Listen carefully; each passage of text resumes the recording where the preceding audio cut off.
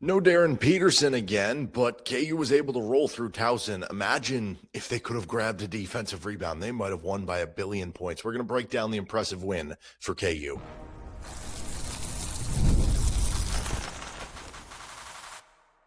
You are Locked On Jayhawks, your daily podcast on the Kansas Jayhawks. Part of the Locked On Podcast Network, your team every day. What's going on? Derek Johnson here with Locked On Jayhawks, part of the Locked On Podcast Network, now the #1 sports podcast network. And on today's edition of Locked On Jayhawks, we are going to be breaking down KU's dominant outing victory against the Towson Tigers. What are some things that still left a little bit to be desired? What were the biggest positives from the game for KU? Game awards, what's next, all that. But we are going to start with a little on Darryn Peterson, who once again missed another game for KU. Today's episode is brought to you by FanDuel Sportsbook. If you want to be right in the middle of the action this season, visit FanDuel.com and place your NFL live bets all season long.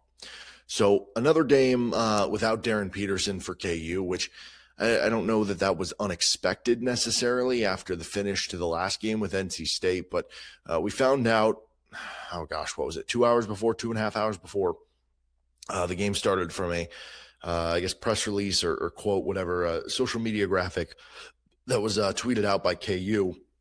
And it said, quote, Darryn experienced cramping in his quad. This is from Bill Self. Darryn experienced cramping in his quad against NC State on Saturday and felt similar in practice yesterday. He is not able to compete at full strength. He will not play tonight against Towson. He will continue to work tirelessly and prepare to compete with his teammates and represent Kansas in the very near future. Again, in the very near future, okay, that's at least a positive spin to that part of it, right? This is a prepared statement that is coming out. This is not, he was asked a question about this on a whim, and that's a term he came out. Like, they had time to be able to craft this statement.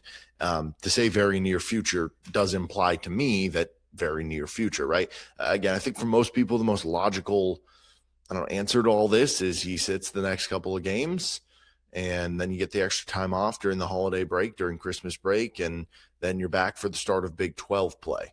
I guess it's good news, too, that he was practicing yesterday. Not good news about the chronic cramping. And, I was talking to somebody about this because I think the cramping side of things, and this is what I kind of said coming into the game, like the idea that I don't know, like it's one thing if it was he's missing this game because he has more hamstring tightness or muscle tightness, right?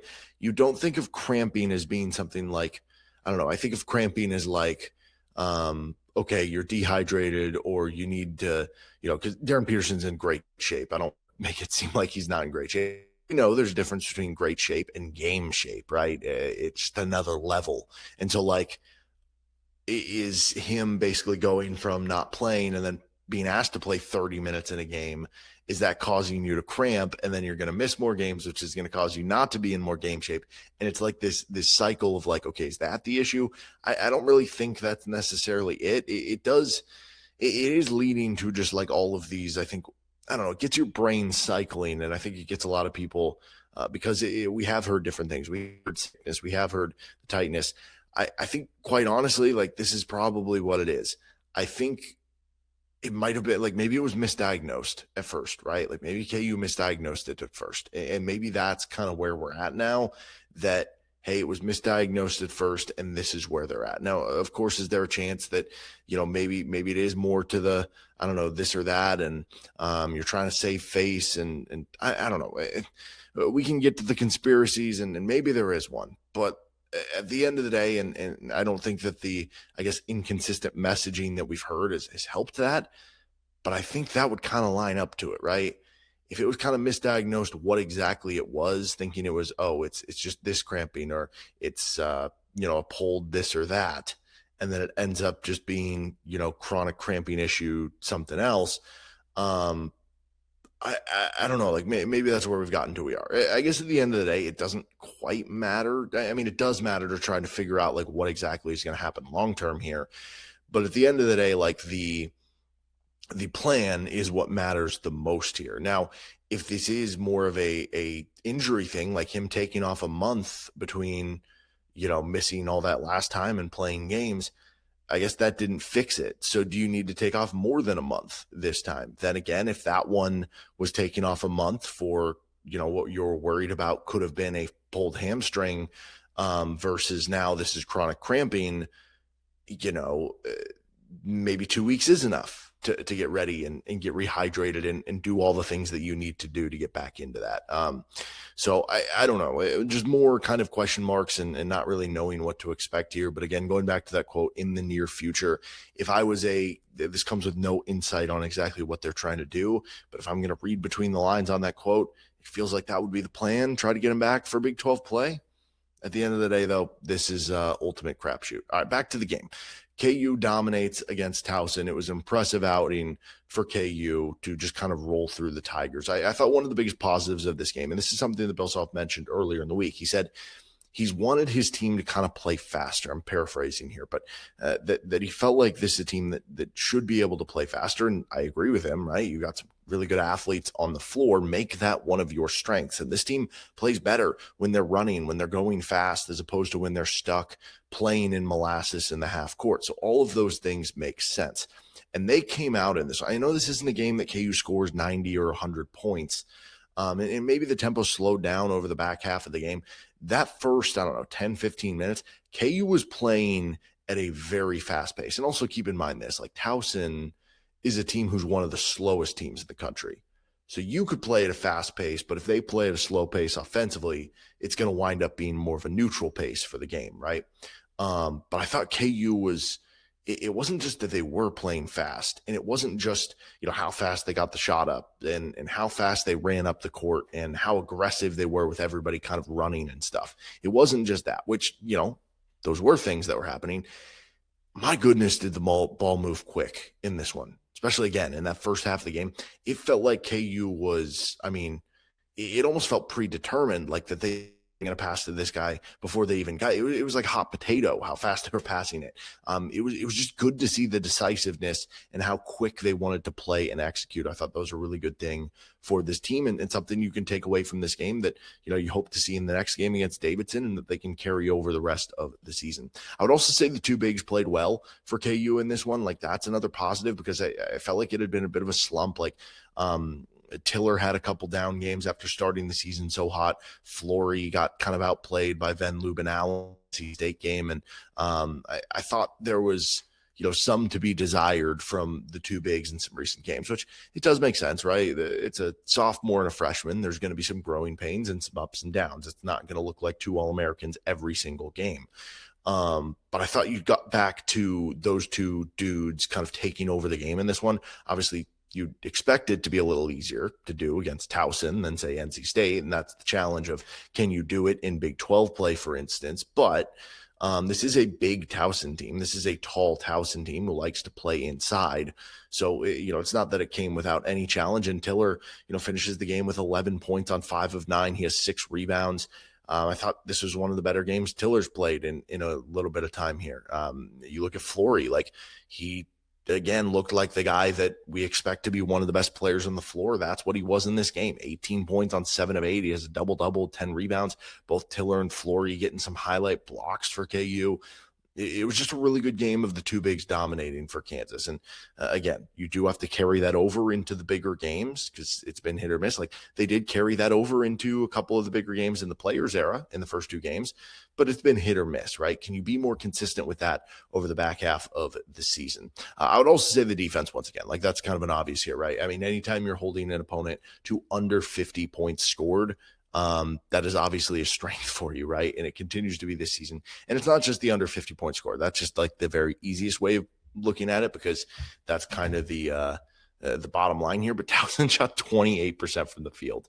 And even if you just look at 2-point percentage, 16 of 45. That is a really, really low mark on 2-point field goals for Towson. This is a really, and this is the crazy part too. Towson took 9 more field goal attempts than Kansas did. And the reason why, if we're talking biggest negatives of the game, the defensive rebounding for KU was not good in this game. Like, we've seen defensive rebounding, I would say it's been hit or miss for KU this year. Like, First half against UConn, it was good. Second half against UConn, it was very bad. And that cost them that game, right? And there have been some other games where the defensive rebounding has been not an issue at all. There have been some games where, it hasn't been great for KU, and this was one of those games where it wasn't great. You wound up giving up 22 offensive rebounds compared to 31 defensive rebounds. So that's not great for KU, but it almost at the same point in time makes me marvel even more at the fact that you held them to 49 points. They had 50 missed field goal attempts. That's how good the defense was for KU. Even though they're giving up all the rebounds, it still didn't really matter. Now, it will matter in other games, right? You rebound like that against Houston, it's going to be a problem, right? So that's one of those things where process-wise, you got to do better at it. But in another way was impressive here, right? And then I would say the other negative here, this was a game where without Darryn Peterson, I wanted to see I would say, I guess, Jamar McDowell, who filled in for him as a starter, along with Jayden, Dawson, Kohl, Rosario, and Marco Jackson. At least a couple of those guys show something in this game, just in terms of like, okay, you have a little more run, you have a little more playing time here, take advantage of it. And Jamari hit the 1-3 in the second half. I didn't think, I thought Jamari was fine out there as a complimentary, basically the fifth player on the floor for them. But still, the stats don't jump off the page. 4 points, 2 assists in 16 minutes. But, he ends up with a plus 17 on plus minus. So I thought he did well. He's the best of the bunch here. Marco goes 2 points. On 1 of 4 shooting. He did have 4 assists, some of those coming late in 23 minutes, but nothing really stood out there. Kohl, Rosario, 3 points. He did hit that one corner 3 after the offensive rebounds. He did have 5 rebounds, credit to him there, but just 1 of 6 from 3. And that's what KU needs from him is the consistent 3-point shooting. Jayden Dawson, just 1 of 6 from the field, 0 of 3 from 3. KU is looking for, they don't need, when we get to a critical point, they don't need Dawson and Rosario to both be in the rotation. But you could probably use one of them to even give you 10, 15 minutes of a game and give you a made 3. And if Peterson's hurt, you might need both of them. And you might need one of them to play 20-plus minutes per game. So that is where that comes into play. But overall, you're expected to win by, 15, 16 points. You win by 24. Ho-hum victory for KU. Certainly not going to complain about that when we've seen some of these games, I guess around finals time or especially now where you've gotten the brunt of your non-con schedule out of the way, it'd be easy to overlook your opponent, and KU did no such thing against the Tigers. Let's get to our moments, plays of the game, stats of the game, awards, all that and more. This is Locked on Jayhawks. This episode of the show is brought to you by FanDuel Sportsbook. NFL Sundays move fast. One big play, suddenly everything feels different. That's what makes live betting with FanDuel so exciting. You're not just watching the game, you're reacting to it in real time. With FanDuel, you can place live bets as the action unfolds, every drive, every momentum swing, every highlight moment. Live betting's best when the game starts to shift too, right? You start to get that sense. A receiver gets hot, a defense tightens up, or the momentum flips after a turnover. You can give it futures over at FanDuel. I'm looking right now. If you want to get Kansas to make the Final Four, they're plus 750, which is actually really good odds there. You can also get Kansas to win the Big 12, really loaded Big 12. Arizona's plus 260. That seems kind of crazy to me, but you can get Kansas at plus 1,300. I don't know. That's not a bad bet at all. Anyway, if you want to do that or others or live bets on FanDuel, be right in the middle of the action all season, visit FanDuel.com. Place your NFL live bets all season long. FanDuel, the game moves fast, and so can you. Thanks again for joining us here on Locked on Jayhawks, making us your first listen every day. And thank you for making Locked on the #1 sports podcast network. So Kansas takes care of Towson here, 73-49, the final score. Our moments and plays of the game. I would say, I don't know, there's a couple we can go to at the beginning of the game, like Council hitting a 3 in the first half to show like, okay, he's going to kind of pick up where he left off. Flory just kind of imposing his will early, but I thought the moment of the game, you fast forward to the beginning of the half, Towson had cut the lead down to 9. It felt like there was a little bit of a lull in energy. Like there's still fans who are coming back from going to the bathroom or grabbing some, I don't know, bite to eat at halftime or something. It just felt like the energy had dropped just a little bit from where it was at the beginning of the game. And then after they get it to single digits, you get a Melvin Council steal that leads to a dunk. Pushes it back to double digits. I don't think it got back to single digits from then on. And that just kind of reignited everything, the energy from the bench and the crowd and all that sort of stuff. I think in general, like the moments of the game were honestly, to me, like the Council steals. It was that one. There was also the steal on the Tejada drive that led to El Marco missing a three, but then Trey White kind of tips it up. It goes to Flory and he gets the bucket from there. I will say just one other one, like good to see the ball go in the basket here. Bryson Tiller making his, honestly, let's just skip ahead to awards real quick. We're going to give an award. Two guys will get it. Nice to see the ball go in the basket award. One of them would be Kohl Rosario, who, again, just 1 of 6 from 3, but I think he missed his first 4 and then hits one from the corner, and you could tell a bit of a sigh of relief, like probably nice to just see one go in and hopefully, regain that confidence. And then Bryson Tiller would be the other one. He was 0 for 15 in the 7 games leading up to this from 3. He hit one against Princeton in the 4th game of the season, then 0 for 15 over the next 7 games. Nice to see one go in for Tiller from the corner because, it adds another element to his game. It adds another element to the KU offense. It opens up the spacing when one of those bigs can make some shots for you. So that was good to see as well. Our other awards of the game, or I guess we have one other award. 2 other awards. Hotter Than the Sun award, and that goes to Melvin Council. This dude is just on a heater. I mean, 15 points. If he would have had to stay in the game longer, probably would have easily surpassed 20. 3 of 6 from 3. I mean, the start he had from 3, I don't even recognize that guy. He 12 threes over the last 2 games. Like, is this guy Brandon Green? Is he Devontae Graham? Forget the Tyshawn Taylor comps. Like, oh my goodness, this dude's Jeff Boschee from 3 right now. So anyway, that was fun there. And then nice to see you get some action award. That goes to Samis Calderon. I just kind of wanted to bring up Calderon here because it wasn't, a standout performance necessarily. He had 0 points on 0 for 1 in 14 minutes. Did have 4 rebounds, did have 2 assists, but the block and the steal, you can at least see the idea there with Calderon. And who knows if it'll ever, get actualized for KU with today's day and age of, churn and burn with rosters and stuff. But is there a world? I don't think this happens, but I'm at least going to bring it up because I do find it at least an interesting conversation with the way that Rosario and Dawson specifically have not been able to capture that part of the rotation. Is there any part of the world where Calderon comes out and, plays just as much in the Davidson game? You're able to take care of business as well. And he does enough in practices leading up where Bill Self says, you know what, we're going to start giving some of these minutes that those guys are getting and use more of Calderon at the 4. It'll allow us to play more kind of 2 big basketball. It'll allow us to use Trey White more at the 3, where I think he's been a little bit more effective as a rebounder this year. And we're just going to, if we're not getting the shooting from Dawson and Rosario that we were hoping for, I guess we'll just be the longest, most athletic team we can be. I don't know. Again, I don't expect that to happen, but like maybe there's a line there where it could possibly happen. But just nice to see him play. He hadn't played in the previous 5 games, and you're always wondering as you're looking ahead to future rosters, what are the live reps that you got to see of a specific player?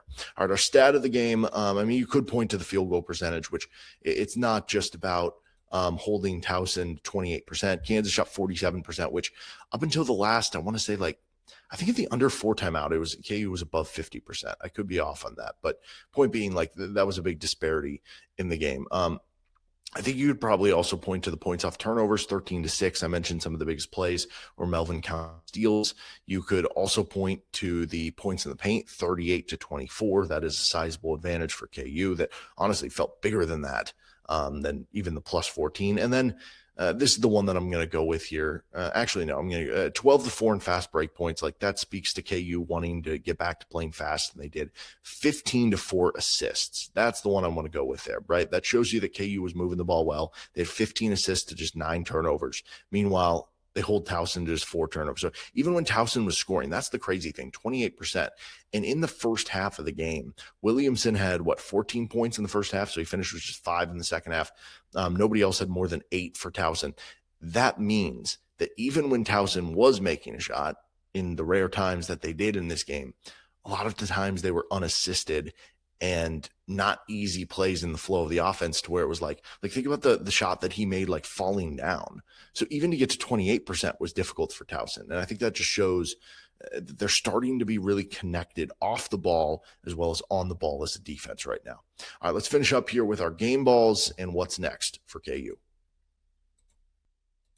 Today's episode of the show is brought to you by Omaha Steaks. The holidays are here, and whether you're hosting family, planning the perfect gift, or just trying to keep things simple and delicious, Omaha Steaks is making it easier than ever. From effortless holiday entertaining to unforgettable gifts, Omaha Steaks delivers the world's best steak experience straight to your door. And what makes it even better, with Omaha Steaks, you always know exactly what you're gifting. USDA certified tender steaks, premium proteins, gourmet sides, and decadent desserts that make anyone feel appreciated. Steaks are perfectly aged and insanely tender. It's restaurant level right from your home. It's become one of, I think, the best last minute gifts that you can get because it feels super thoughtful and it feels really exciting when you get that big box and you're like, oh, what's all in here?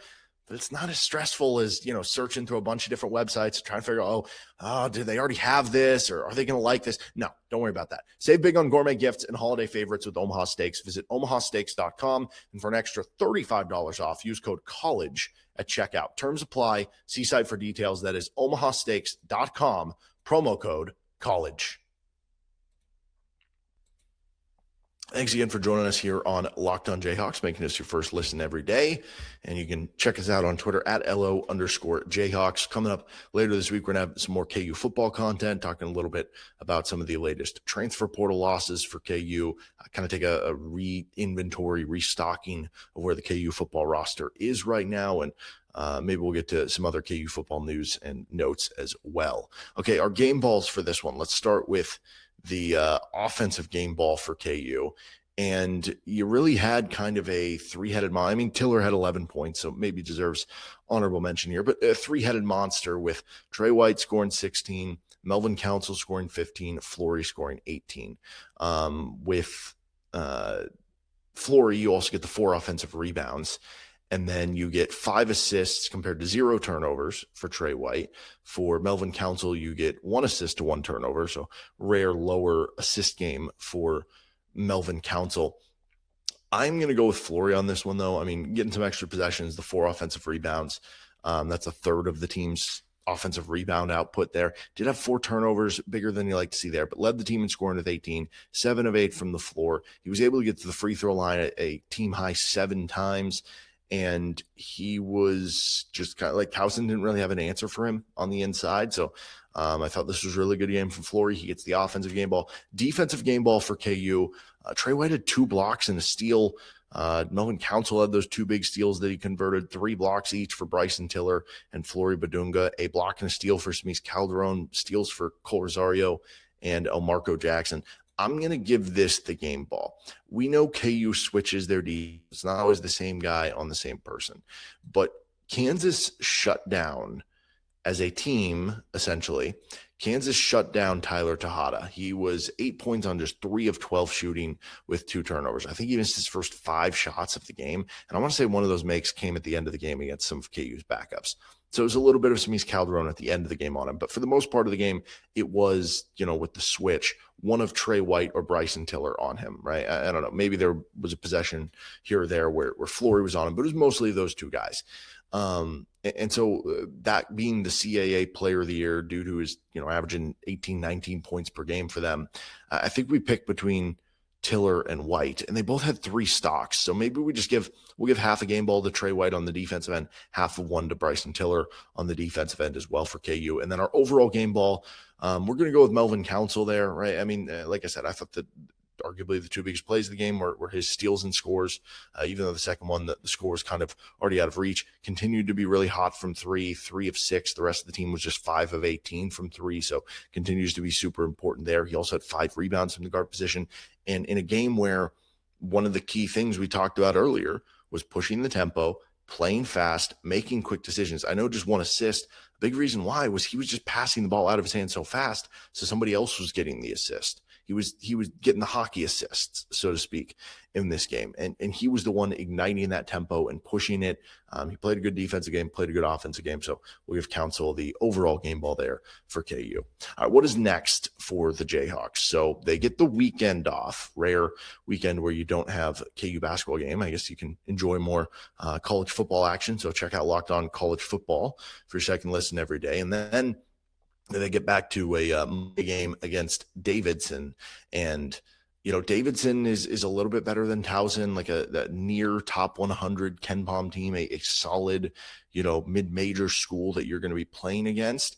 One that, once again, you have to do a good job of kind of drowning out the noise. You have to do a good job of, hey, we're past finals week. It's about to be Christmas. I'm ready to get out of here, go see my family and friends, and just kind of focus on the game. I thought they did a good job of that against Towson. It's even tougher in the Davidson game. We've seen some of those games be a little closer than you would expect. And I've mentioned this, like we've seen Kansas lose to Davidson before. So take care of business in that one on Monday, and then it'll be Christmas break.